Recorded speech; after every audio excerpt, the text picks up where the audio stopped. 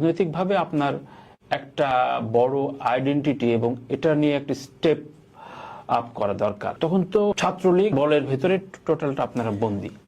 মানে ধরেন political consciousness বলতে যেটা বুঝায়, আবার ওই গ্রুমিংটা প্রথমত আমার পরিবার, আমরা ভাই বোন আব্বাস সহ বসে ছোটবেলা থেকে যেই পরিমাণ যেমন মানে পলিটিক্যাল আড্ডা হইতো, এটা আমি আমাদের ফ্রেন্ডদের কোনো পরিবারে দেখি নাই।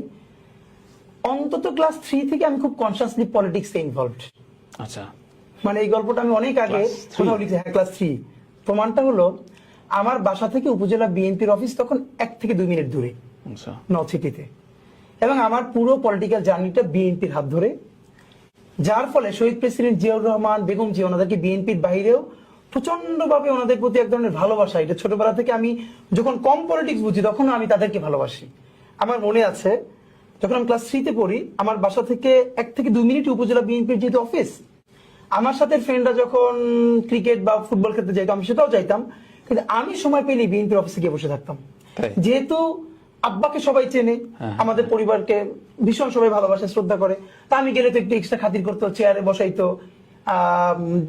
কিন্তু আমার মনে আছে আজকে যে আপনার 2001-এর আগ পর্যন্ত 96 থেকে যখন আওয়ামী লীগ ক্ষমতায় ছিল, তখন না দেশে আমি ভাবিস তখনও বাংলাদেশে না পলিটিক্সটা ছিল। 2000 সনের দিকে আমি মনে হয় তখন 3-তে পড়ি। মানে পারস্পরিক শিষ্টাচারটা ছিল। হ্যাঁ, কিরকম যখন বিএনপি হরতাল ডাকতো, তো হরতালের আগের রাতে মশাল মিছিল হতো। দুইটা জিনিস হতো, একটা হলো আগের দিন টেম্পুতে করে মাইকিং হতো, আগামীকালকের হরতাল সফল হোক সফল হোক। সন্ধ্যার পরে মশাল মিছিল হতো।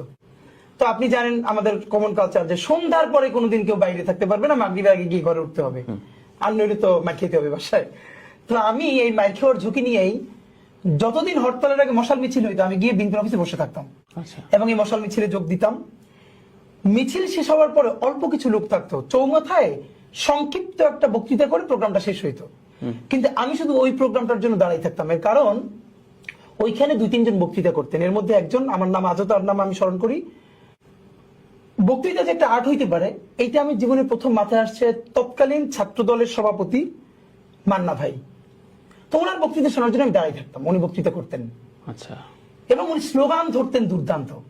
মানে ওনার ইম্প্যাক্ট আমার মধ্যে কেমনে পড়ছে, আমি রাত্রিরে বাসায় ফিরে ফ্লাস্ক আছে না, ফ্লাস্ক ভেঙে গেলে যে উপরের খোসাটা থাকে, কথা বললে অনেক শব্দ হয়, আমি বাসায় এসে সেই স্লোগান গুলো দিতাম। দোকানপাট ঘুরবে না, গাড়ি ঘোড়া চলবে না। হিরোইজম পাইলেন আপনি। হ্যাঁ, এবং তার বক্তৃতাটা আমি বাসায় করতাম। আচ্ছা আচ্ছা। পরের দিন সকালে যখন হরতাল, স্বাভাবিকভাবে মাদ্রাসা বন্ধ, ক্লাস হইতো না, তো আমি ওই যে পিকেটিং তাদের সাথে যোগ দিতাম। মানে তারা হাঁটতো, তাদের সাথে চলতাম। এবং হরতালের আগের দিন